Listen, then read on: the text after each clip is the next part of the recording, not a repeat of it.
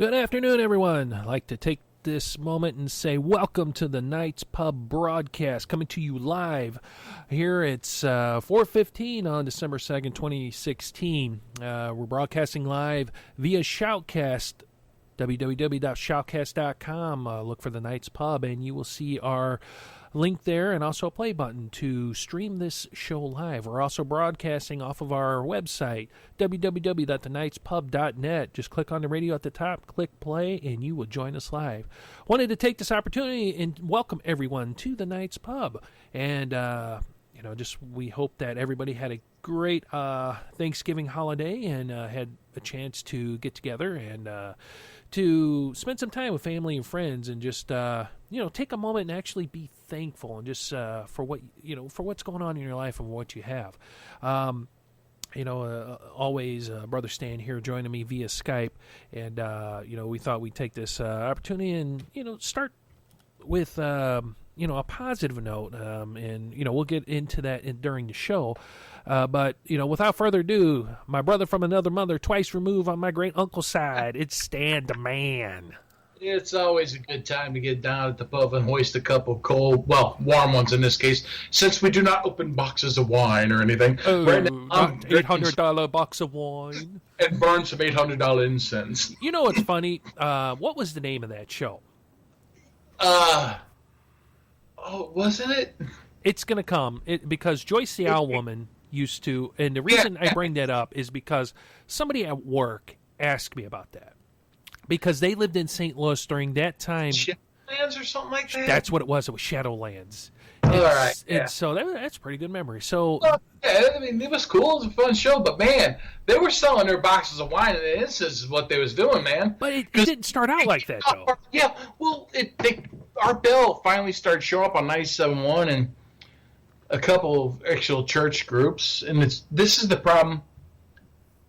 Well, let me put it this way. Christianity is not supposed to, look, be an example, be the light. There's certain things worth standing up and fighting for, no ands, ifs, or buts. But you're not going to get people to join your view if they have an alternative view. Our Bell pretty much is an all-encompassing show. He has had some issues with some of the Christians he's interviewed. I mean, you hear it in his voice. But he's had Malachi Martin. He's had others on there. I mean, he has a wide, diverse audience. It's all the esoteric, or what is it? Esoteric, yeah. Esoteric, alternative, supposedly French stuff that most people actually think that. And it actually backs up in the Bible other stuff, that this stuff is out there. It's not like I walk outside and there's the car. No, it's there, though. It's in there. So he made it to 97.1 FM. And what was it? It was like one or two church groups or something like that. Didn't they boycott him? Yeah, they boycotted 97.1, started spazzing out. So they pull our bell, which is a clearly better show than Shadowlands ever was, no offense, off and put Shadowlands up there. And at first you're like, okay, that's fine. But then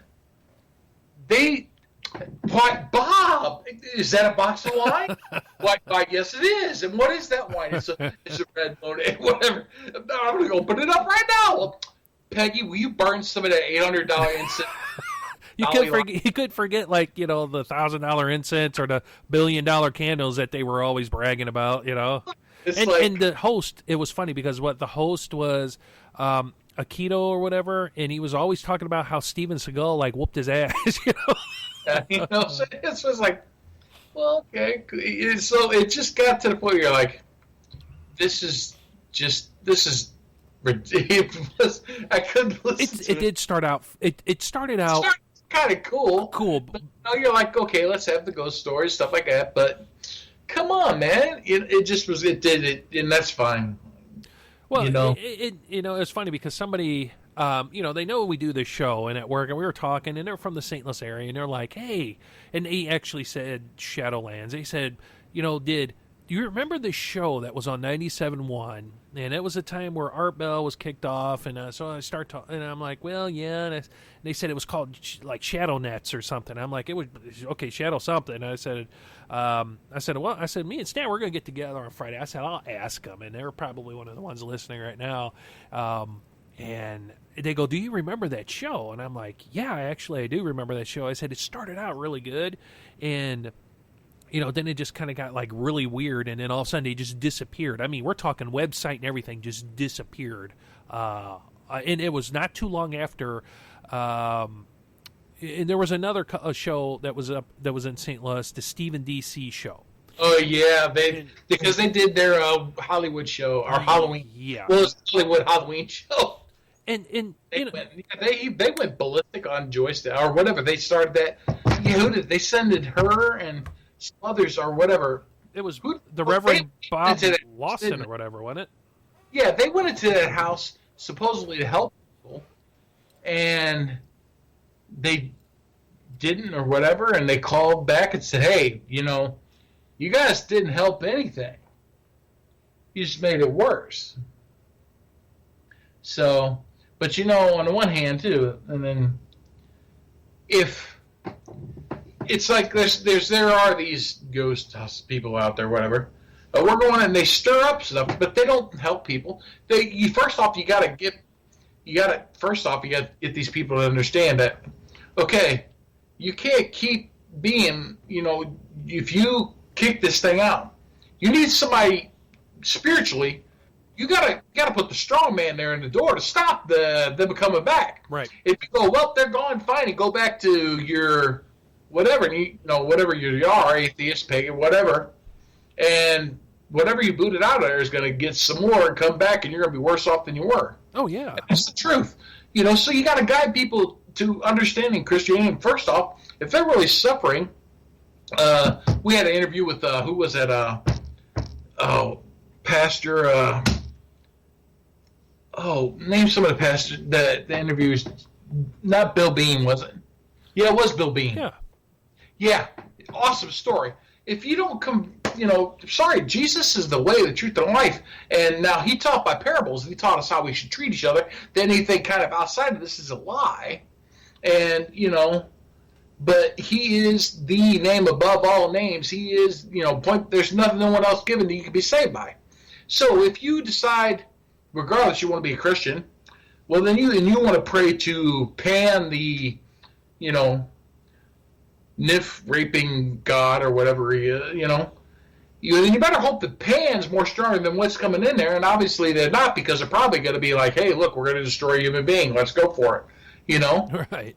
Because, only if you don't get people to understand that that's not Timmy down the wall, or in the wall. It might be Timmy in the wall, since there's all these murdering kids around these days, but it's not the ghost of Timmy that fell down the well. And I'm not saying that ghosts aren't real, because ghosts, in my opinion, they exist. But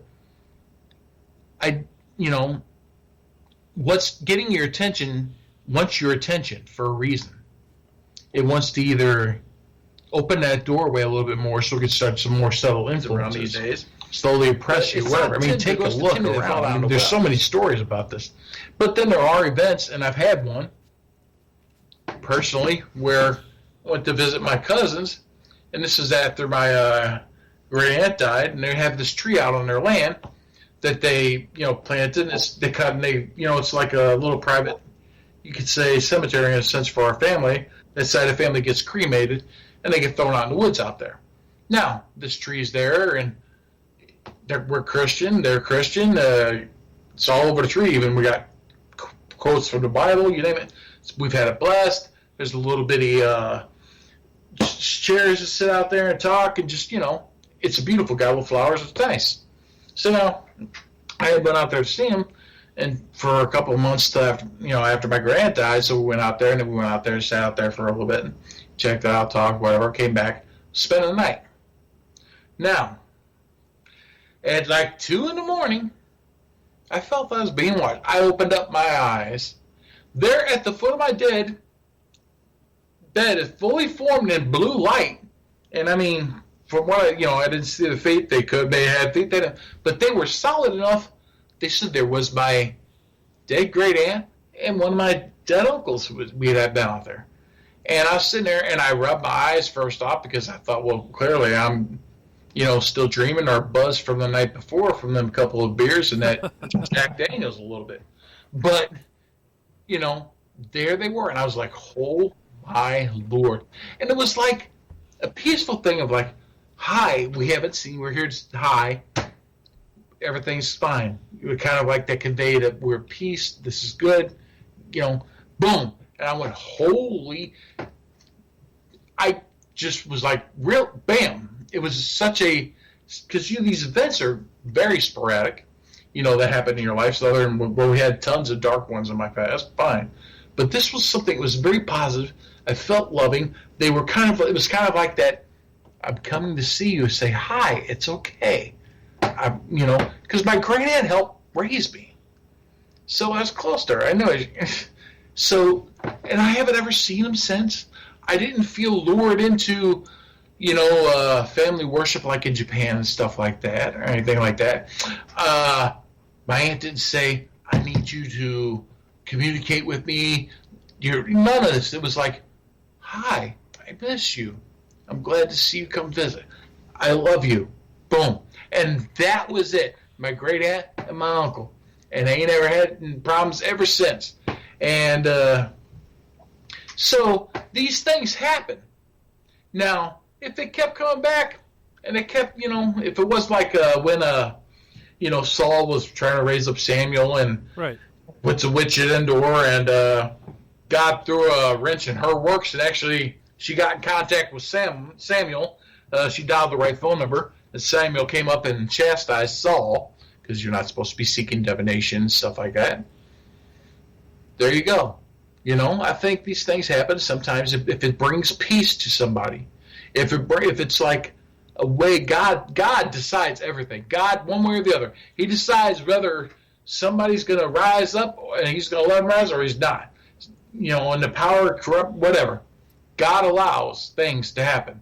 He may not like the things to happen, but he allows things to happen. So I have no doubt in my mind that the Lord will allow family members. He loves them. He loves the children he's going to talk to. If it brings them peace, he will let that happen sometimes. Right. I don't know how often or whatever, but I do believe that does happen. Had the experience. The vast overwhelming majority of time when you're seeking things out or whatever, guess what? That's not my great aunt knocking at the door.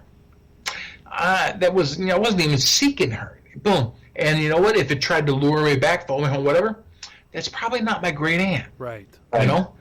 That's probably something seeking to get more attention and energy from me so that it can influence me and interrupt my life. So, no matter what, Jesus will stop that. If you're feeling afraid, pray in his name and rebuke it. And if the Spirit says it's bringing you a message from the Lord on high, test the Spirit. Really, who's the Lord? If it says anything other than Jesus Christ was born and raised and lived as a man and died for your sins, if it confirms that Lord Jesus, the man who lived and died is for your sins, then, you're a good company. If he goes, well, Christians and Jesus that are, like this space alien stuff and all that, they're probably not your buddy, and you might be facing an anal probe in a starship at some point in time. I'm just saying. Now, I'm going to take a sip of my green tea. Ooh. That's my green herbal tea here at the Knight's Pub. Not a box of wine. What? I know, it's a shock. I know. I'm drinking the old, what is that, apple cider vinegar with a couple shots of local honey to do the old, bourbon I had earlier, Yeah. No, I understand, and Tim, I know you're listening, so I'm just going to throw your name out there. We were talking about that, and also, just kind of how the difference between, because there's people out there that really get confused. Like you said, the ghosts do exist, and they do come back, and there is biblical proof that God allows that to happen. And peaceful and love and stuff like that. Yeah, those are the instances. But when you start hearing different pastors, okay, who was that pastor that was on that Stephen DC show that just calls it? Larson. Who was it? Bob Larson. Bob Larson. And issues. So here we take a reverend like this, okay, a guy who's a self-proclaimed exorcist, right? And he apparently is done, but right. I mean, no credit where credit's due, but they didn't lead them people to Jesus and understand how to do spiritual warfare. They disturbed the spirits, and then this house is clean. And no, those things came back because they didn't have the strong man there going how to handle that. Because I was talking to a guy at work about that, and I was explaining to him. I go, when them people left that house, the next day on that radio show, that Shadowlands or whatever, that's when the people called in and said, because that Reverend Bob Larson or whatever attacked her on the Stephen DC show. And he went right after her. Yeah, and then Stephen DC jumped on the bandwagon of attacking her too. And so, but she was part of the Shadowlands thing. So, she's talking, and then they had DC, or one of them, I think it was DC, that called in. And, they were interviewing him, and he was talking about how they went in there and basically, saved the world and everything else. And then they had the people that owned the house call in and said, well, we can't live in our home anymore because now whatever you guys did, you disturbed something, and now it's running amok in our home.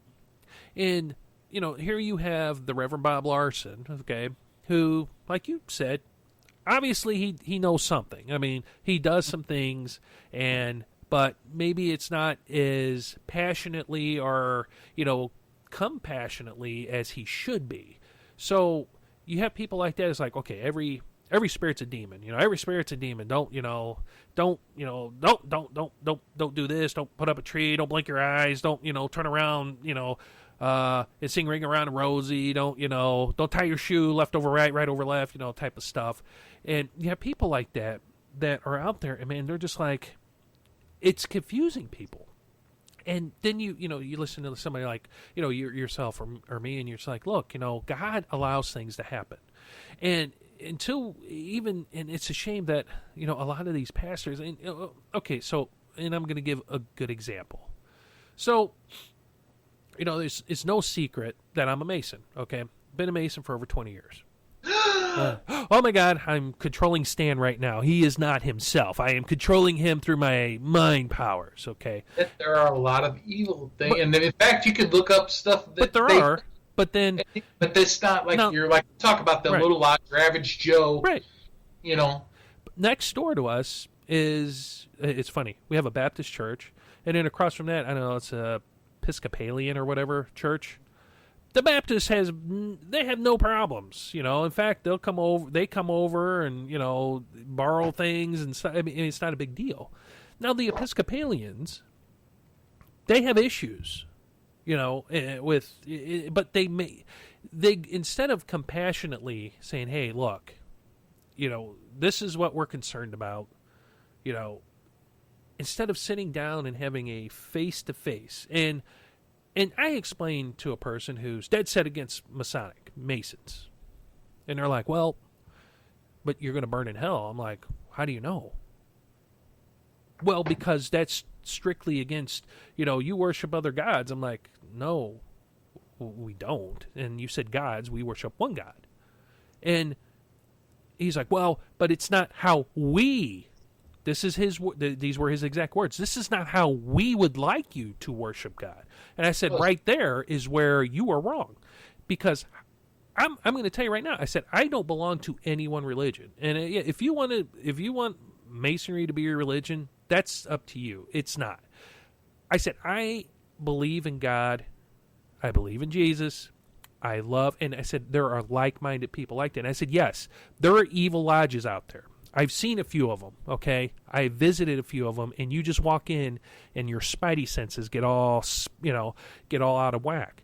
But let's bring up the fact that how some of the Christian churches have done, and that one church down in Louisiana, they were Satanists running a supposedly Christian church, committing and doing sacrificing beneath them. And so the devil went into the Christian church, even in the Bible, it brings that up where Paul and the apostles were dealing with false teachings, false preachers, all that within the Christian community. Then we're talking with just little house churches or in a temple. So he's going to do that. He's going to seek the control and take over the power, no matter what the organization. Right. And of course, we had the Bavarian Illuminati. Guess what? Your Baptist church, who's teaching you hate gays and kill them left and right, whatever, are all going to die and go to hell. Is that love? No, we're not saying you have to condone it, but like you said, compassion, mercy, respect. Jesus taught parables. Jesus treated everybody with respect. Jesus treated everybody with love. Now, he came as the lamb, and he's going to come back as the lion. Now, somebody you treat everybody that way, and somebody comes kicking your door, try to take down your wife, your kids, your family, or yourself, then you defend yourself. Right. But guess who's playing the divide and conquer game? That's the enemy's game. Well, of course. So people need to wake that up. But average people, see, and that's, and I hate to say this because I know a lot of people who go to church and they're really down into their faith. I mean, they're really solid and just, they're just. But are they controlling your faith? Right. Are you learning and reading and studying and making your own mind? Some people are like, whatever that preacher says up there, it's the God-given truth. And it's like, how do you know? How do you know that, he's not lying to you? Now, okay, so, stepping back into the Masons, I mean, I've gotten crap my whole life about it. Because you've known some bad lodges, people known for a fact that. But I've also known some bad churches too. And Oh, yeah. when you bring that up, like you just said, when you bring that up, like, oh, well, Masons worship the devil. No, they don't. Some probably do. But am I involved in that? No, I'm not. But again, you skip over all these churches and all of different denominations who are into pedophilia, who are into rape, who are into multiple incestual relationships. Wife and abuse. Right. But they'll skip that because we do it in the name of the God, in the name of the Lord. So now, what does that do to other people looking in on Christianity? You're like, oh my God, that's how they act. And so now they focus in, but that's a game of the enemy, though. The enemy wants you to see that. Wants you to be like, hey, you know what? I don't want you to see how little Betty and her husband Ron over here, churchgoers, good people out there, out there tending to the sick, to the elderly, out there feeding the hungry, clothing the people that need clothes, sheltering the homeless. I don't want you to see them. I don't want you to concentrate on them. I want you to see Pastor John over here, who has, 7, concubines, shoots up heroin before he goes on, to give sermons, and he mixes rat poison with the Kool-Aid and has everybody drink the Kool-Aid. Now, and he does it while holding a Bible. Right. And so now people get the wrong ideas. All these organizations that, and I guess what kind of led me into this whole subject was, we talked during the week, and you're very busy, and I'm busy because and you had to sacrifice that cat on Tuesday. That's the going joke, we were sitting there because tomorrow's Chili Day, so and we do this ground beef you're serving. Yeah, there? so it could be ground baby. So we're sitting there. So we're sitting there, and people are coming by and like, oh, what are you guys doing? Or at work, it's like, oh, I'm doing Chili Day at the lodge. Like, oh, so are we sacrificing virgins? I'm like, no, that's for dessert. And they say you take it so lightheartedly. I'm like, well, here's the thing. Because there's nothing you can do about the fact that it does really go on. Right. I said, and that's the sad truth of the fact. But people are like, okay, and here's the, again, the enemy. So, are you racist? Well, no. But you hate anybody from the Middle East. Well, they're terrorists. Not all of them. Right. No. Look, there's good Muslims. Believe it or not, they're moderate. They don't stand up. They're not condemning the other stuff, but you're not exactly condemning what goes down with what you go on in your life either. Sometimes, right. Or what goes on, or with what the Pope has said. And the Catholic Church supports whatever he says or whatever. It's the divide and conquer game. And you got to remember, we're supposed to be known by our spirit and our walk, not by a symbol, which is why we weren't supposed to have symbols to begin with. Because everybody looks at that cross now, and if you have a cross, well, then you're a Christian. Right. And you could purposely be a servant of the enemy. And there's a lot of people out there who hate Christians and do stuff in the name of Christians, act like it because they hate them. And they are servants of the enemy because everybody looks at that cross now. It's not who you are in your behavior, which is what we're supposed to be known by. Right. Don't get me wrong, there's a lot of great deceivers have a great public face, pretend to be whatever, because, again, the enemy is very good at putting on that, kiss the baby, I love kids. And then behind closed doors, throw that kid up on the altar. Right. And so, you pray, that's where discernment, gifts of the Spirit, all that. It's a very complex. We want to make everything simple, black and white. Oh, you're wearing a black hat, so you must be the bad guy. You're wearing a white cowboy hat, so you must be the good guy. Look, he's the Lone Ranger. And you're wearing the black hat, so you're Black Bart, the evil bastard. Right. That's not that simple. We live in this is so complex. That's where studying, reading, praying, and listening to a wide variety. And if you love going to your church and you're part of it, and as far as you know they're doing great, awesome. Keep it up. Keep do whatever you do in the service of the Lord. That's who you're supposed to be working for, in the service of the Lord, and do it like you're doing it for Him. Because if we're doing things in the service for the Lord, if you really think about somebody you really deeply love, we love the Lord, period. But maybe you have somebody, your kid, you love your kid. Think about the sacrifices you will put yourself through for your child. because you love your child. Right. That's what he did for us. Now think on the human level, what you're willing to put up with and do for your child and sacrifice for your child, including when they are misbehaving and not doing the good things. So now some parents still seek to discipline their kid. They give a little rope and then they go, okay, see, that sucked, didn't it? But you won't do that again. Or you give them a little rope and they decide to take that mile. You got to yank that kid back, paddle that butt, sit in the frickin' their room and do a timeout. Because that's discipline. You got to be consistent with that. If you're not, some people just keep turning a blind eye, and before you know it, their little Tommy's grown up to be a rapist, murderer, drug-dealing thug, or he's a politician, roughly the same thing. So now, instead, he's gotten himself on a council, and he's cutting backdoors deals, doing all this evil stuff, but he keeps a good front up for his parents. He does the Addie Haskell thing. How you doing, Mrs. Cleaver? And you think he's really wonderful. Meanwhile, he's evil, and his parents don't even know what he's doing. Right. Because he's putting on a good front. And then when they find out, think about the pain and the anguish they feel. Because now now you have to make a decision. Do I chastise and stand against this, even though this is my son and I love him? Or do I go along with this evil, in which case I'm then condoning it? So, in your church, if you don't know your pastor has really got a booty buffet of wives that he's actually committing adultery with, because you said booty buffet. God, I'm just saying, because he's counseling some of these wives on their behavior with the husbands. Whatever. I will take care of that, Bob. I'll talk to her. Come on over here, Peggy.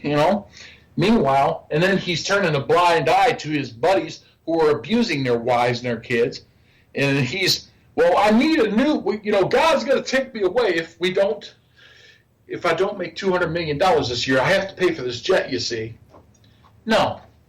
If you know they're up to no good, and once you know, you either stand with the Lord and you don't condone it and you speak against it, or you get and then if you stand up in the church and speak out against it and bring it the truth, reveal it. The truth sets you free, reveal it. And if the church sides with him, then you have to leave because you got to go with the Lord. Or you're condoning it and go turn a blind eye because, well, hey, you're on the choir. You and your buddies hang out together. You like the men's club, and they do have a nice little 18 green hole over there that is church property that you like to shoot golf at. And by the way, the PGA Tour is coming through next week, and you got front row walking tickets. All right. So what are you going to do? And that is the real test. And plus, if you don't know, just because somebody says all Masons are evil, believe me, we've seen, there is tons of that stuff showing that the higher upper echelons, definitely with the Masons, are doing different stuff. But is that, if you break it down to individual lodges, I think there's a lot of good lodges out there doing a lot of good stuff. Your average Joe next door is not worshiping the enemy. Right. Your average Christian doesn't even really get Christianity. They don't even really read the Bible. Or if they do try, life is so much going on that sometimes you can't set a regular schedule. So you do study, you do listen to words, you do believe, you actually talking to God. So you pray, no matter what he guides you. He says you leave the lodge because something ain't right and you try to address it and do what's right, then you leave the lodge. Right. If you're in a church, same way. There's a lot of good Catholic churches out there. I know I went to one when I was a little kid, and Sister Marie Ambrose made sure I went to a Catholic reform school because of my little juvenile escapades, and that was probably the best year of my childhood. Now, does that mean all Catholics? And if you look at the history of Catholicism and what went down and what they do and what that Pope and all of them have been up there doing here lately, or they've even said, Jesus' life was a failure. Really? No, from start to finish, he knew what was going on. He was doing about his Father's business. There was none of it that was a failure. That was all planned to save your and my ass from going someplace I promise you would not want to see. And I promise you. And because you took a glimpse into that place. I was 15 years old, and I meant every word. I was heartbeats going to make a pact with the enemy. I made my decision. And I mean, that's the key point. You don't have to draw a big pentagram and do all this jazz. You have to, deep in your soul, make a choice. And it finally reached a point in my life with everything going on that I was going to go, I'll do it. If you give me power, and I mean real power, because that's what I want. I didn't care about wealth and all that, because with power, I can get all this. I want power. I want to make my enemies suffer more than I have ever suffered under them, what they've done. And I meant it, and I was going to do it. And like I said, didn't make a decision like, oh, well, next Tuesday about 5 o'clock sounds a good time. Or power, and I mean real power. I was just going to do it. I didn't care about wealth and all that, because with power, I can get all this. When I went to sleep that night, I want that to make my enemies was listening for me to go, he's ready. I have ever and he's going to make, he's making his choice. And I meant it. I went someplace, again, just a quick relaying, that was outer darkness. Biblically is the only way I could describe it, because this darkness, this black, you could put a mask on and then jump into a pit of tar and stay submerged, and you still could not, I could not convey, that still wouldn't be dark enough for the darkness that I saw and where I was at. And I couldn't move, I could hear everything, and I could think, and I could feel everything. And there was, this darkness is alive. And there's things in it that I really were coming, and I knew. And I didn't want nothing to do with any of this. And I was thinking to myself, I am having the worst effing nightmare I could ever. This can't be real. But it felt, I could feel, I could think, you name it. And I was like, I can't move. I keep thinking to myself, I gotta wake up. I run everything. Wake up, whatever. I could not, no matter what, wake up. I was like praying. I was in my head. I was like, oh God in heaven, oh God, and that wasn't good. And I was kept, I've got to get out of here. I've got to get out of this. I've got to get away from here.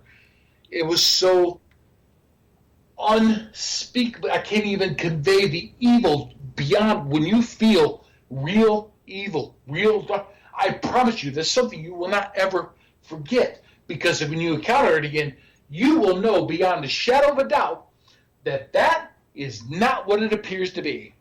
So it was finally, I was like, oh, Jesus, please, dear Jesus Christ, help me. And at that moment, and I'm not lying, I mean, it's just the moment I thought, Jesus, dear Jesus, help me, I was catapulted from out of when I was sleeping. It was like, boom, I was standing up straight, like if somebody just rose me, bam, right up under there. And I was standing up straight, and you'd have thought I jumped in a swimming pool. I was saturated, soaked, wet, sweat, head to toe, like I just dove in a pool and got out of my clothes. And I have not ever forgotten that. And I'm sad to say I've had my bad days afterwards since then. Right. Afterward, I didn't get that it was calling on Jesus' name that saved me. I know I did it, and I woke up, and as years go by, you're like, did that happen? Because I remember it like that. Boom. And it happened. It was real. I went to that place that I promise you don't ever want to go. Right. But see, you talk to you talk to, and I wouldn't say average Joe, just anybody else, you were either hallucinating, or you were, dreaming, or it was a bad dream, or it was a terror nightmare, or whatever, scientific terminology that they could come up with. But as a Christmas Carol put it, was a blot of mustard or a bit of undigested beef. That's and it's what they don't understand is this stuff is real, and and I you're Catholic, there's sometimes where, there's crap on the radio, and it all is. It's either advertisement or, you got Stan's butt-shaking music going on. Shakes going on. Yeah, you got your butt-shaking music going on. Or, it's just some inappropriate stuff that's on there. So, the Catholic diocese down in this area, they have a few radio stations. And, I'll bump over there because for a long time I was Catholic. And I just, when I was younger, it was kind of, I was bumped around from religion to religion just because it was, okay, I lived in a ghetto, so it was, okay, what church do you want to belong to go to this school so that you're not shot up and, you're not shot up or beat up or whatever, or, killed daily at your school, or you get hurt or whatever. So, I went from being Pentecostal to Baptist to Lutheran to Catholic, and there's some times where, I saw prayers and, they has some Catholic origin to it because, like you, I did enjoy, that was happy times in my life. That's where I felt peaceful. And they're like, well, it's because, you belong to the church and stuff. No. It's because I was understanding my place with God. I understood who Jesus was. I understood why he came down and did what he did. That's why it was happy times, because everything it was making sense. Okay, so this guy Jesus, yeah, okay, I didn't know him, but he knows me. So he came down and went through hell on earth, beaten just mercilessly. Didn't even look. What he went through we couldn't even describe what he went through. That's how bad it was. Spiritually, And so knowing that the people he's here to take this, to carry the cross for, they were the ones doing this to him. They had to hurt. I mean, I'm sure he could have been beat all day long physically.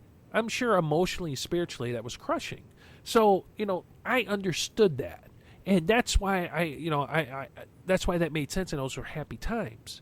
But now something has happened, and it's just before it used to be kind of slow and like behind the scenes, and maybe a little injection here, a little injection here about some kind of teaching or whatever of the Catholic Church. Now you turn on the radio, and I was listening the other day, and I don't know, the Mother Superior that passed away not too long ago. She was pretty cool to listen to.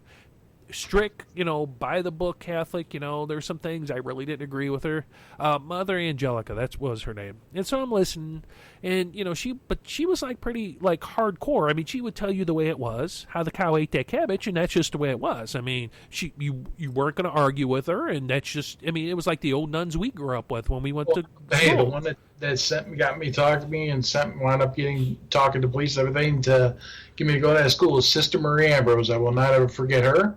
I won't forget Sister Debbie, who did my first communion. God bless her. She was like only in her, I think, mid to late 20s, and she died with cancer. Oh, wow. Sister Diane, who taught sciences, everything. She was. So, yeah, I remember those three definitely were very effective in my life. They were awesome. So, Mother Angelica, I listened to some of her stuff, and, some, like I said, some things, I'm like, oh, okay, but again, it's coming from a Catholic perspective, so, and she's part of the church, so she, goes on.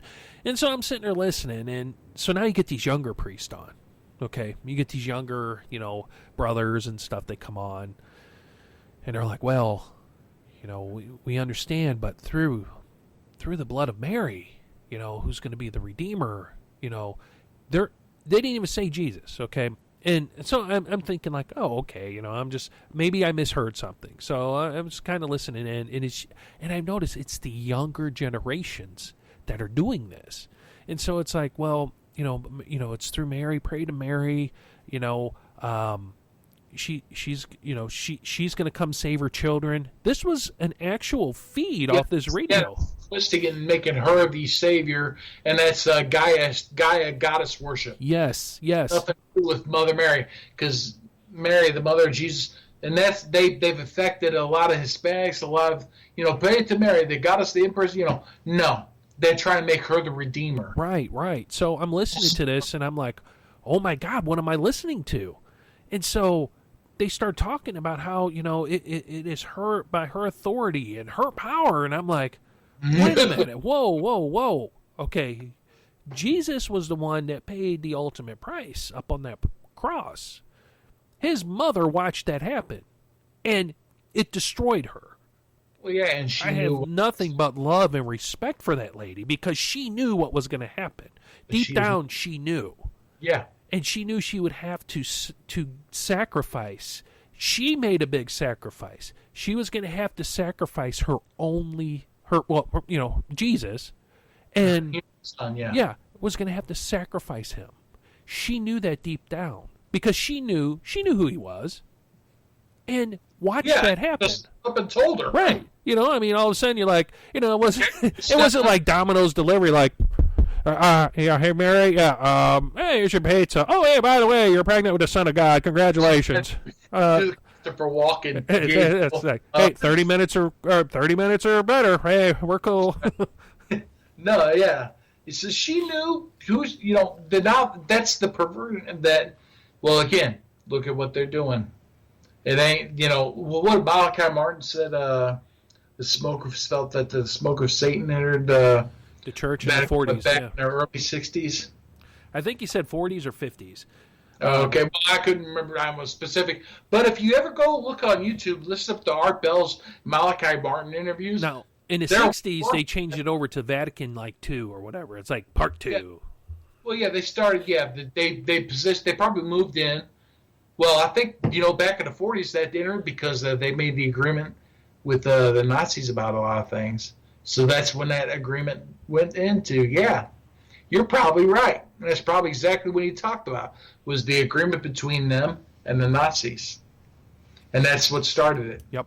And so, and what people don't understand, and the reason why is because the Nazis were all into occultism. I mean, they were into that stuff. Time. I mean, Hitler himself was a big occultist. I mean, he sent people on special missions, and that's what is not being taught in history books. Like, oh, Hitler was a bad guy. Yeah, a lot of things. Yeah, Hitler was a bad guy. He killed a bunch of people, and we killed him, we got him. They don't explain the supernatural aspect, and also they don't also go into explain, like, okay, everybody knows about Operation Paperclip. They actually do mention that in history books. They mention it in my history book in college, but they don't explain why. They don't explain how these guys got. Yeah, there are people that are naturally intelligent, but they don't. They were setting up down in South America beforehand, and the Thule Society from Hellboy, with everybody like, Hellboy, that's a great movie. And they talk about the Thule Society. Guess what? The Thule Society was a real society, a secret society that did those cultic rituals and everything. I mean, it blows people's mind. It's all cultic. The SS, the Death Head, the worshippers, the Death worshippers. Oh, yeah. But, people have to turn off, Facebook. Look, they said, oh, my goodness, she bought a new dress and a pair of shoes. She looks stunning in that. I mean, really, they are, and got everybody so tied up and occupied one way or the other trying. And then that's why they try to slam, with the whole internet and that, because the alt-right as the evil worshippers of the enemy, the war globalists, Satan worshippers, are blaming who won Trump and why the American people woke up, because we stopped believing in propaganda. Right. The alternative media, the internet, the news. People had done their homework, had been saving this information and the truth for decades, wrote books about it, you name it. And some of those are the people who started posting. Oh, they went, hey, wait, YouTube, they're the ones that start posting all that information, that facts, or with the BBS pages you were talking. What is that? A bullet point? Yeah. Yeah, those guys put all that truth out there, that information. Ted Gunderson, former head of the FBI in Los Angeles, full interviews, talking about the stuff that went down. You name it. So these are people who know. They've lived, they've seen, they've investigated. There's books written about it. And people are turning to and learned all that information, and that's what got people going, you know what? We better go out and vote this time, otherwise we're going to get this witch. Talking about the stuff, and she is a cultic Satanist witch. So these are people who know. She is what is classified as a real witch. By the way, witches are not your little, oh, hey, let's carve a jack-o'-lantern. No. What a witch actually is a bride of Satan. If you want to watch a great show and a movie, it kind of gives you a real presentation of what a real witch is. Watch the TV series from WGN out of Chicago, of all places, which there's a city there for you that's probably serving the enemy, at least the upper echelon. It's called Salem.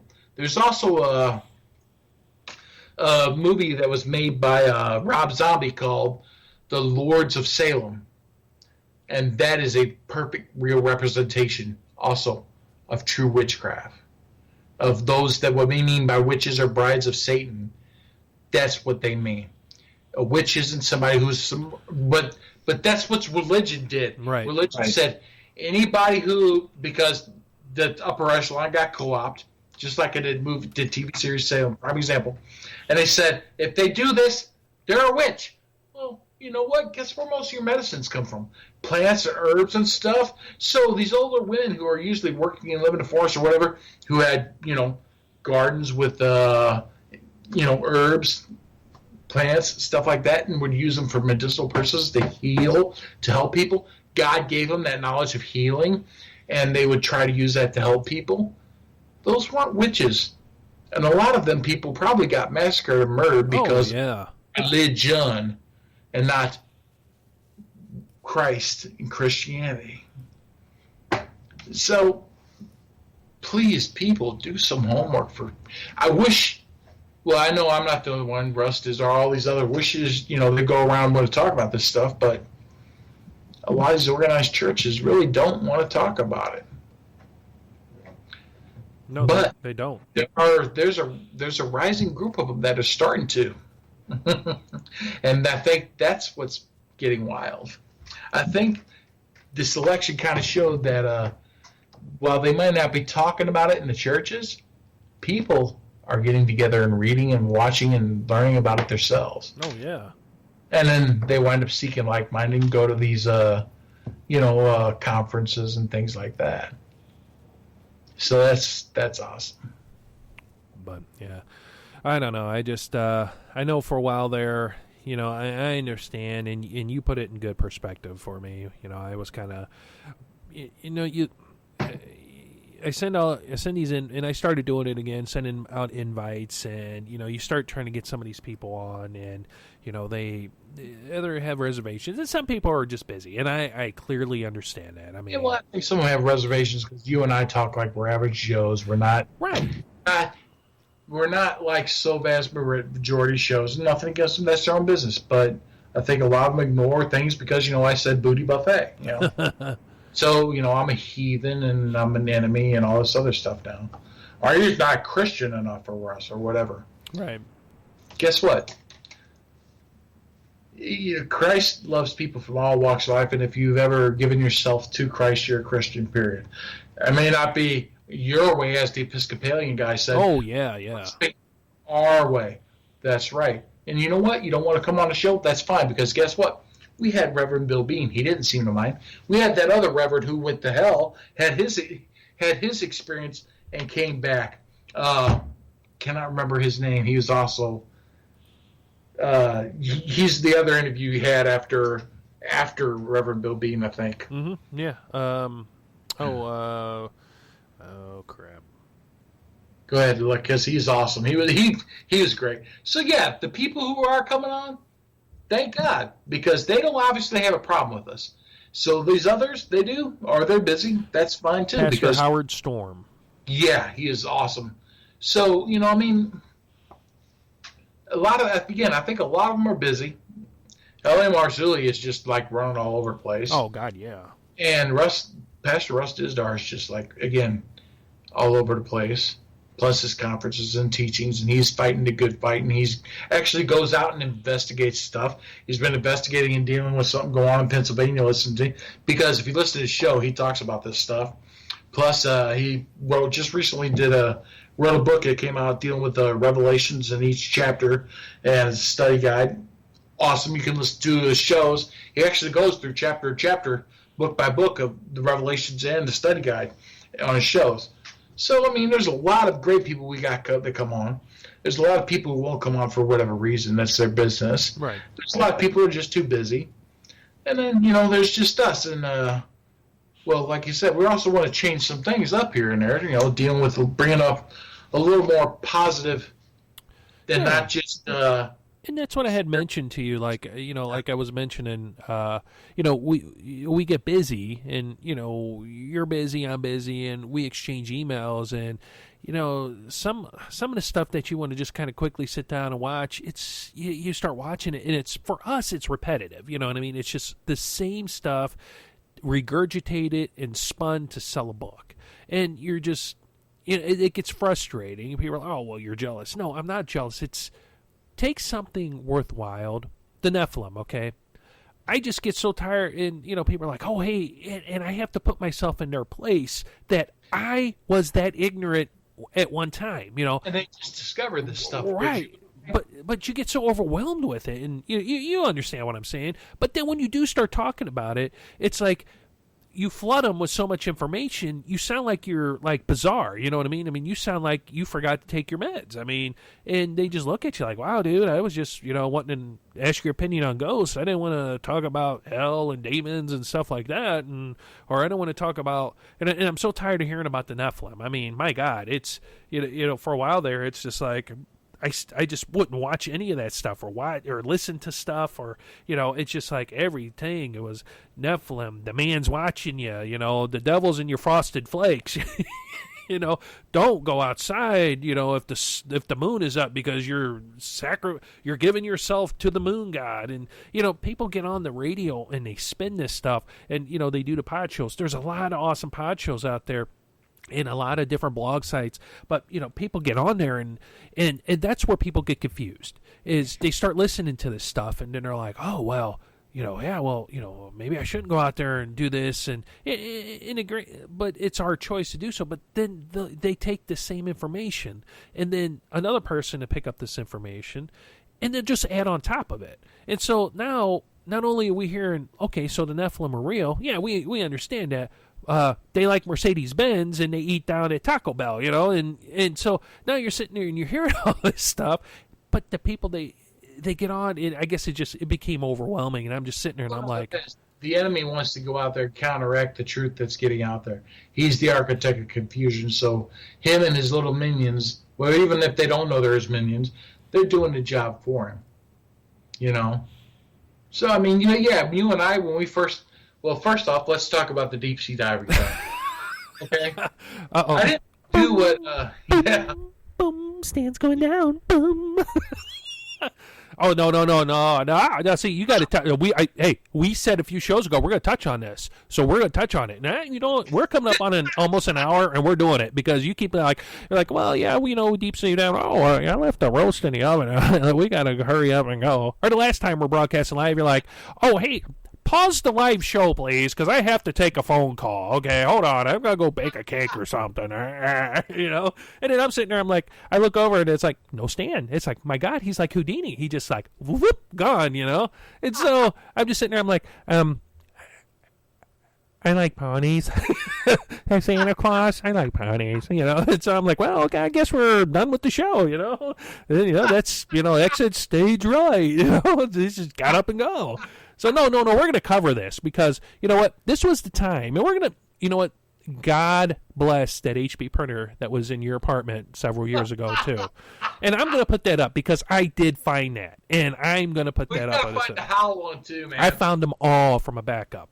Oh, because they were awesome. I got to admit, they were great. So, and this is what we're talking about, guys, and we're about to roll into this because I'm going to tell you. So, we're wanting to, and we love talking about stuff like this, okay? We do. We love talking about stuff like this, getting together, because as you've heard us talk, we have vast knowledge of this stuff that we learn from each other all the time. But, when people come up and they're like, hey, what's a demon? And we're like, oh my God, here we're talking about Battle Lucifer on the battlefield. And you're like, hey, I heard some go boo at night, to sometimes it sounds frustrating, and and I'm learning, like, okay, not everybody is on our level, my level. I said Stan's on a different level because he deals with this stuff a lot more than I do. But when I do, he's already had, like, battlefield experience with it, and he's just like, okay, well, did you do this? Yeah. Did you do this? Nah, not really. You need to do that. You need to do this. So, but before then, let's flash back, and there was a time where, Stan thought that I was working for the man, okay? And also his brother. We were just getting really into throughout the 90s, we were becoming what a Christian really was. Right. 30, when I turned 30 and I really started pursuing and trying to learn what Christianity was. And then you discover the shift of paradigm you have when you're in your late 20s or 30s, if you discover, because you're asking questions, you're asking intelligent questions. Things are going, what do you know? The things that I was raised and told were true are not exactly true. And this guy over here is talking about what went down in World War II, who did what? Well, Stan... society? So what does Stan do? Stan is very intelligent, and I've always thought so. Even when I first met him, he just like wowed me with like his knowledge. He could have been lying to me or just bullshit me. He could have been like, "Hey, you know the color blue is not really blue, right? You know it's like yellow or red, right?" I'd be like, "Oh, really? That's awesome," you know. But actually, it's yellow, green, make blue. Yeah, so Stan's very intelligent. I've always thought so, and you know, I knew something was wrong, and so because we would call, and this is like kind of before we did Skype a lot, and it was we'd talk on the phone, and we talked 2-3 times a week, and there was just something going on, and I couldn't really put my finger on it, and so I'm sitting there going, and then he just stopped. He just I called him, and he just stopped talking to me, and this was like weeks, and I'm like, well, he's dead. I'll get a phone call or a telegram or something. Something. I will be notified of his death. So we need a witness for his trial. Yeah. So I'm sitting there, or I'm thinking like, well, he just went bonkers. Okay. So, I call him up, and he's like, hey, what's going on, man? I'm like, hey, what's going on? He's like, yeah, everything's cool, just working. And I don't know if it was like a trigger word or, maybe it was like, hey, McDonald's or something. And he just like went like, listen to me. You're working for the man. My brother's working for the man, and I'm going to kill you. If I'm on the battlefield, I'm going to slay the both of you. I'm going to kill both of you. You heard what I said to you. And, okay, so now keep that in mind, all right? Just keep that little... It's whispering you, and they started... Oh, dude, it was like you would sit there I'm just going to destroy you on the battlefield. I am. And you're like, don't stand in my way. And so I'm sitting there. How do you just respond to that was the thing. I was going like, we were just talking, hard telling what we were talking about, but it was something goofy, How did we go from like talking about rainbows and unicorns to now you're going to kill me, I'm working for the man? And he hung up on me. He's like, click. And I'm like, oh boy. So we're paraphrasing on the conversation, so yeah. Go with that. So about a week or two later, I get a phone call. Hey man, what's going on? Not a, I'm sorry. Not a, hey, are you all right? I'm sorry. I lost my mind. Do you want to come up and visit? Now, every nerve and fiber in my body was going, no, he's going to kill you. But what does Elliot do?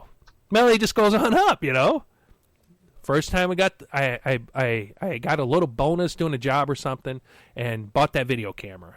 So I'm like, well, at least I'll video record him killing me and there'll be evidence, So I go up there, and this is where it comes in handy. Okay, so I go up there, and I'm like, well, I haven't seen Brother Stan in like some months now, because he thinks, I'm like the NSA and shit. I'm watching him, and he probably even changed his toilet paper because he probably thought I was watching the toilet paper, So I'm sitting there thinking all this, and I'm praying to God. I'm like, Lord, if he's going to kill me, just let it be quick. I didn't want to be tied up and beat and, like, do you know why you're the man? I have no clue what you're talking about. You just might as well kill me right now, So we go in, and this is when we kind of still drove around. It was cold out. I remember it was cold out. And I come up to visit, and we're in, and, Stan opened the door, and he's just kind of, hey, man, what's going on? He's just kind of giving me the look like, they're watching me. I know they're watching me. He just kind of give me that look. He's give me the eyeballs. He's just like scanning me. Either that or he's falling deeply and madly in love with me every time he goes up and down and watching me. So I'm sitting there, and he's like, "Hey, you want some coffee?" No, I'm not going to say no, but I drank like half a pot on the way up because I hit QT on the way up, and I stopped twice. I hit QT, and then I go through over there, St. Charles. There's a QT over by Lindenwood. And so I'll hit that, and I'll shoot on down. So I'm sitting there, and I'm like, yeah, sure, So he's sitting there, and he's like, hey, we were talking about something, and it was about finding a grave or something. We were going to print it. Oh, I know. It was that Defiance thing. So that was our very first little Defiance. We were going to go find Defiance because years ago I had been there, and it's just beautiful. I mean, we weren't going there to ghost hunt. Yeah, we weren't. We never got to till later. Right. Yeah, we weren't going to go to ghost hunt or anything else. I mean, we were just going to go and just check it out. So, all of a sudden, he turns up the inkjet printer that, he probably prints one sheet 3 years, I mean, so he's sitting there and, and he just, he prints it up, he turns it on, and, so he goes in there and has the, anybody who has an old desk jet like 735C, I remember that's so bad I remember the model. So, God bless the model. So, I'm sitting there, and, it takes forever. It's like, nah, nah, nah, nah, nah, nah, nah. And so Stan's in there, and he's talking, and could be put rat poison in my coffee. I don't know what he's doing. So he's in there. And he's preparing a coffee. And so he comes out and he goes, okay. I said, well, let's print it off. He goes, well, we'll print it off. Now, this is before we had smartphones and everything else. I had a flip phone and, so we found the map on the internet and Stan goes, okay, so I'm going to print it off. So sits there and it starts printing off. So we're sitting there, and it's shaking his whole desk. I mean, this thing was just horrendous. It was like, and you could watch the desk just sway back and forth with this printer. And so all of a sudden, he just looks at it, and he's like, man, so you print one more sheet. He's like, oh, I'll give it another whirl, right? So he prints another sheet, and all of a sudden, he's like, well, man, Elliot, these... Oh, this is unfortunate. These things happen. And so he just starts beating the living crap out of this poor guy. He's like, and then he starts like trembling and stuff. And I'm like going, and I'm shocked. Basically, I have just witnessed him have the final meltdown. I'm thinking like, this is it. I get to witness this show before he just like, he kills me and chops me up, puts me in chili or something. So I'm sitting there and he looks at me without missing a beat. And he's like, you want 1 or 2 scoops of sugar in your coffee? Like, I'm out the door, brother, man. Now, did I run away? No. But at that time, there was a lot of stuff going on in Brother Stan's life because he was deep sea diving. He was a sponge. And so there's a lot of things, and people have asked me on the show, and they're like, well, why do you how come Stan talks a lot on the show about different subjects? Because he's well-versed in these subjects. There's a lot of things like I learned from Stan, he learns from me, but there are different avenues that he takes to retrieve this information. And now, after having the meltdown with the HP printer, I believe, and this has taken like your mom intervening and other people intervening and going, hey, look, dude, you need to kind of calm down and go like read a comic book or something. And what you did, I mean, you kind of cut it off a little bit, and you just kind of like, oh, okay, well, let's watch cartoons, let's do this, let's do that. Clarity. Oh my God, dude! But again, that's because at that time you absorbed so much stuff, and it was just hard for you to convey that out. That made what was BS and propaganda and psych warfare, whatever, and what is real fact. Sifting through all that, right? And it was. I know it had to be difficult because I could see it. I could see it in you, and you're just like, I just thought, no. When you were like, hooked up the air hose, put on a suit, and jumped in. Oh my God! Trench deep. I just thought, I was like, oh, and he was like, oh, you're the man. I'm gonna kill you on the battlefield. I'm like, oh boy, here we go. All that, like you said, deal with the negativity, and there are facts, and the enemy wants you feel so overwhelmed that he is going to conquer, and you forget who God is. Plus, those little demons will start whispering and making you think and do whatever. And again, if it was, it wasn't the fact that I am a believer in Christ, that I've accepted Jesus, and I would spend these brief, trying to get into the Word or here and there. You start getting caught up in a lot of that, especially with any moment now.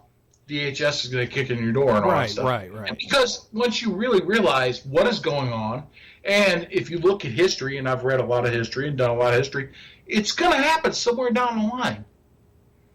It's a fact. They've closed down all these military bases. They've retrofitted them actually into female camps. Federal Emergency Management Agency. The camps have been reset up to where they were prison, to protect the people inside. No, if you were about protecting people, things would be different. This is a prison set up to contain people. We had camps like these in history already. Not even over, called World War II. They were called death camps. Right. They set up the same way. So they are fucking planning on doing this, people. And once you really get into the heart of feeling out the truth, and you can verify what they're doing they've done it before because it's the enemy. It's the same setup. They call themselves something different each time. But what they're doing is the exact same plan and the same thing the enemy has always done throughout history in many different means. Marxism, Karl Marx and all his works in communism, Hitler and which was socialism, whatever. You go read the book of Jeremiah. Go read any parts of the Bible. The enemy does the same thing all the time. The enemy will always do the same thing. It's just done in a different way. They just change the names, change the dates, change the different reasons. Well, we do first. Whether they call themselves a Catholic, socialist, Marxist, Democrat, Republican, progressive, their actions define and show you who they actually are. What do they represent? What do they stand for? What are they trying to push through in the government? Who are the people that they consider their real enemies? What do these people really stand for that they consider their enemies? Who are their enemies? Oh, people who believe this, this, and this. Well, that's all good. What's wrong with that? Yeah, and they will utilize the disenfranchised as their people because the disenfranchised are looking for somebody to care, and they present themselves that they do care, and they use them as cannon fodder to push through their actual agenda. They don't care about those people. They're just using them. And that, you have to look at that. Nobody's perfect. But one way or the other, you will see more what side they lean for and more than what side the other leans for. Because they show you who they are by what they do, not their words, their actions. Nobody's perfect. There are different things. People hate Trump for whatever reason. But he doesn't belong to any of their clubs. He doesn't belong to anyone. He is a business guy, and he is for trying to make America turn good business, put people to work instead of just sponging off the government. And the system is set up so that you can never get off of the system. It is set up to defeat you and demoralize you. You may have to get food stamps and all that stuff. There ain't nothing wrong with that. It's there for the assistance. But when you try to rise above and get off of that, the moment you get a job making whatever, they automatically cut you off. They don't give you a chance to actually get established and then go, okay, I no longer need this. They just purposely do it. So you're either going to have to quit that and stay on the system, or you're going to have to quit the system and you're going to suffer and you're going to have to go without for a great deal of time until you can get established. And that's where real Christian churches are there to help people. But the enemy goes and uses that to his advantage too. The enemy will go in there, send his minions in to take all their assistance and aid that they meant for good people, and they can only do so much. Just like Christian churches and services sent so much down to Haiti to help those people. But you had to go through the Clinton Foundation in order to get anything into Haiti, and they decided what they would allow through and what they didn't. Right. And if you want to go do some homework, go do some homework on the Clintons. Go do some homework on the Clinton Foundation. Go do some homework on all of them, what they did. There's even a documentary, and you can verify all of everything, how wicked and evil that people are. And they're not the only ones. Believe me. The enemy has penetrated the Republicans, too, because they're not exactly there for party. We need people who are for the American people. And Trump doesn't represent any party. He maybe have ran on a Republican ticket. But even they didn't like him. Oh, no. Because he's not about the party. No, the party shouldn't come first. People, the Constitution, people, Americans, They are supposed to represent, and we come first, not your blanking party or whatever. So the people who put party and all this other stuff above. So anyway, please do your homework, but don't do it the way I did it. Oh, no. No, You know what? Read some stuff. When it starts bothering you, turn it off, take a break. Well, you know what? You can go on YouTube and watch all the Charlie Brown specials and shows. I know I spent the day before Thanksgiving was my only day off. Or actually, day of Thanksgiving was the day before, before I was off. Before I went to work, I sat there for like 4 hours and watched all those Charlie Brown specials and stuff. It was awesome. You have to. So you can do, but you got to take a break. And again, here's another great thing you can do, and I'm doing it now because I've read a lot of the book of the Bible. I can honestly say I probably read about 80-90%. But you don't always understand everything, so you got to go back and reread stuff. And so, I understand and have a lot of deeper understanding about certain things. But you know what? Life application and applying that stuff was always a little difficult to me because I rejected myself. I rejected who I was. I didn't know my identity. I didn't know who I was. I had the spirit of rejection or root rejection in my life and a whole lot of stuff.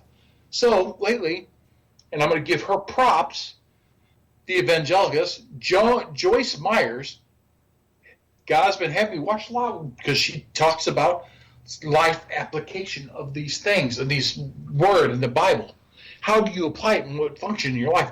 She purposely goes out of her way and makes a point of going, if you just sit and listen to me, you're not going to grow.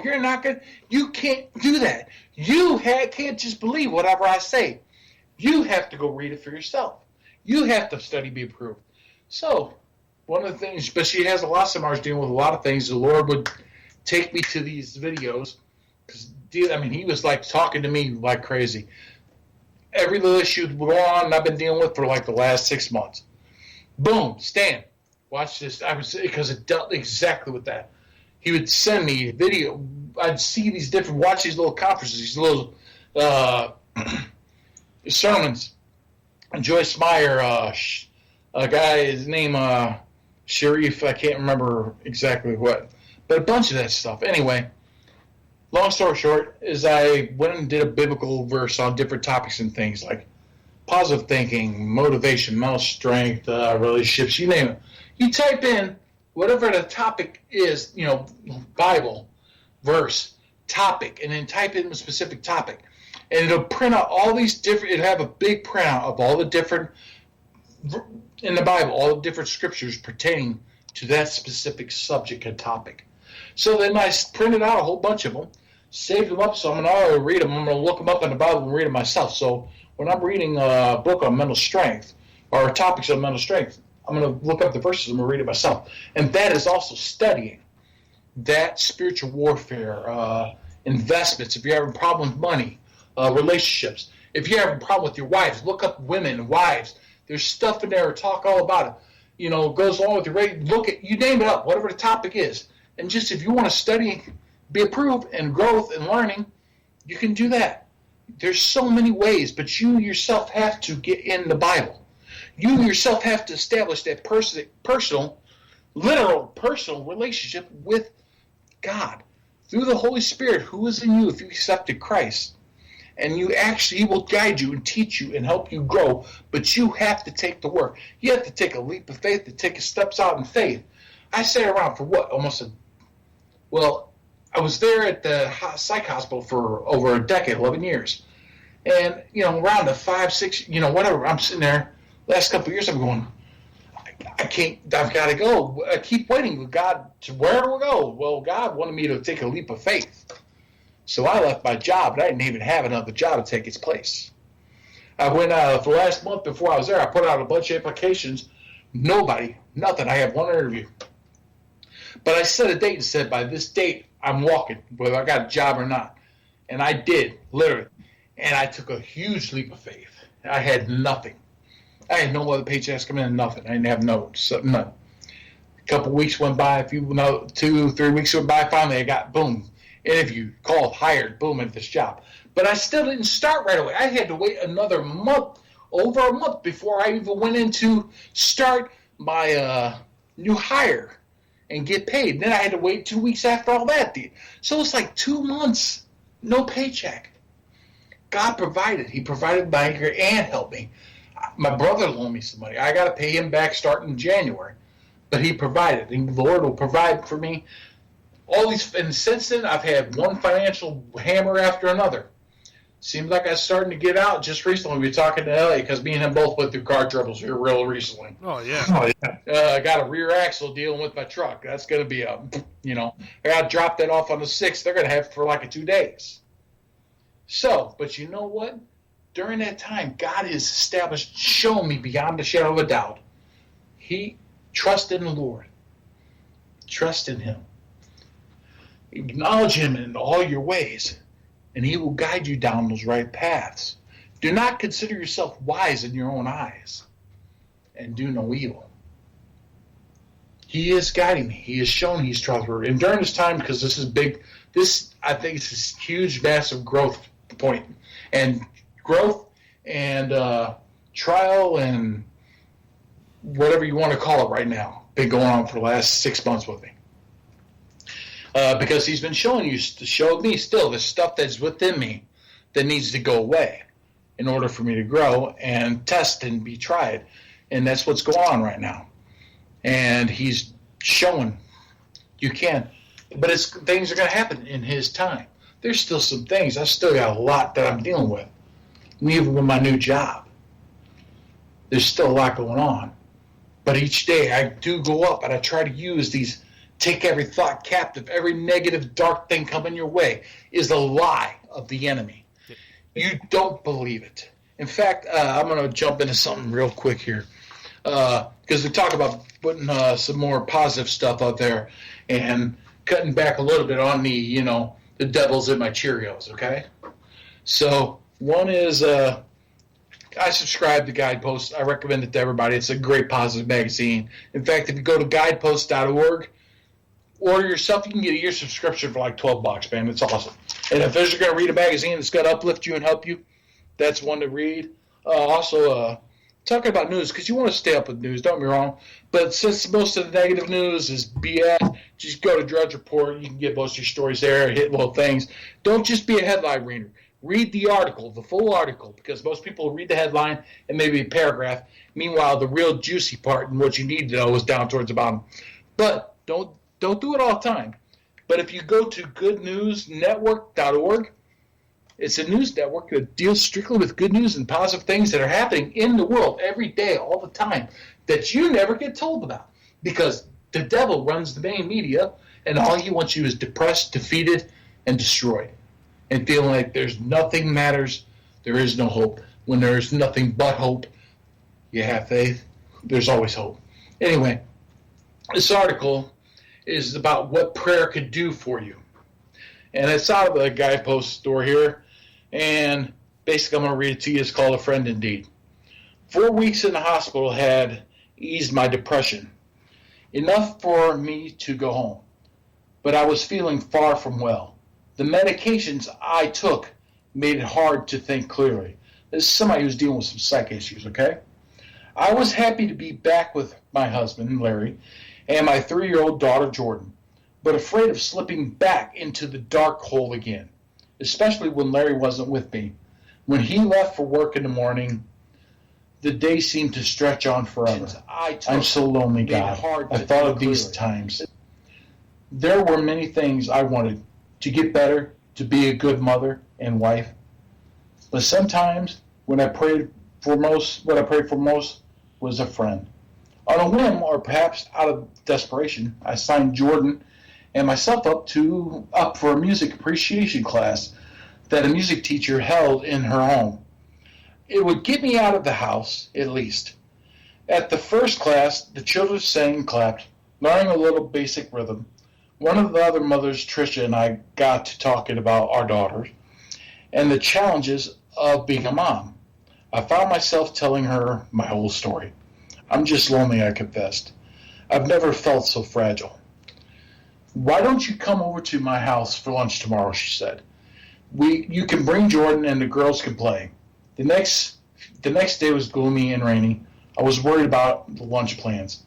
Would I even find Trisha's house? And in my confused state of mind. Maybe I was fooling myself, thinking I could maintain a friendship. When we finally arrived, Trisha met us at the door. Her house was small, nothing fancy. Jordan ran off with Trisha's daughter to play. Trisha and I chatted a bit. Then she took out some peanut butter and bread. We ate plain peanut butter sandwiches and talked more. That was 25 years ago.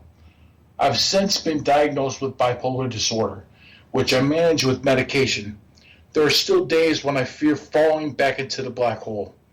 That peanut butter sandwich and the friend who made it are in the black hole. And at those times, I remember that a peanut butter sandwich and the friend who made it for me. Think about this. Every day, any depression, there are reasons people do need medications. But there's also behavioral issues. You may get medications that'll help you, but your strength comes from Christ. You could talk to Jesus.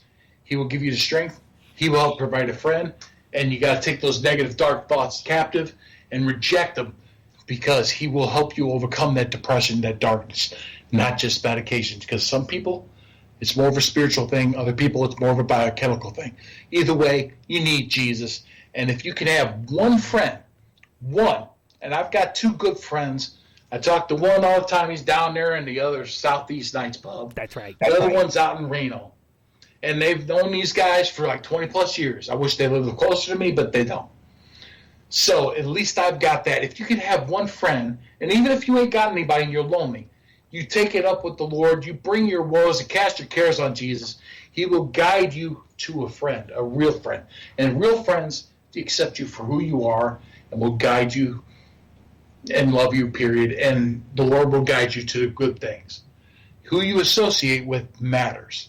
Nobody's perfect, but you can accept and love each other just as you are. And if you walk with Jesus, the Holy Spirit's the one who wears off the rough edges over time. Anyway, I think it's a good, hopefully change it up, and we'll start getting a little more positive stuff on the show and bringing up little articles, things like that to read about and talk about. Yeah, I'm good. And take a little break from every now and then. Of course, we'll have to bring up the fact that, there's the demon hunters out there kicking some ass and stuff like that. Oh, well, you got to. So anyway. All right, brother man. Well, looking at the time right now, it looks like we're coming to that magical time where we must say goodbye to the audience. Well, I am going to turn into a pumpkin, man. All right, bro. We're going to get out of here. And you have anything to say before we depart? No, just glad we're kind of getting back to try and do so many shows. And we might not be back till next year, but you never know. We'll see. Yeah. We can do one before the end of the year. We'll see what. Yeah. We're like we said when we first started, we've kind of slipped a few times, but we're dedicated to doing at least 2 shows a month, and the live thing is actually just practice for us to kind of get back into the swing of things doing live, because it keeps us on our toes when we know that we're broadcasting live, because we get some live people in there too. Oh yeah, we had.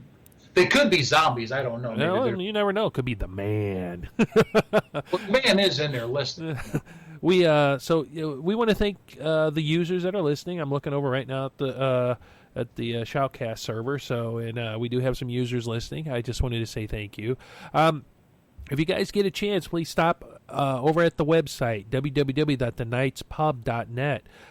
If you ever want to kind of find out what we're doing, always go to our show schedule page for upcoming interviews, which I am happy to say that we've heard back from Trey Smith over at God in a Nutshell, who has phenomenal videos and stuff up on YouTube. And Brother Stan was actually the one who turned me on to him. And go to godinanutshell.com. Yeah, you guys got to go check him out. Trey Smith, I've seen him on some different other interviews and listened to him.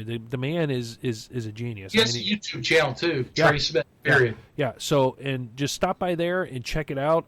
He has a lot of videos. In fact, he just did a new documentary that you can watch part of it for free on his YouTube channel. It's really cool. I watched it and really enjoyed it.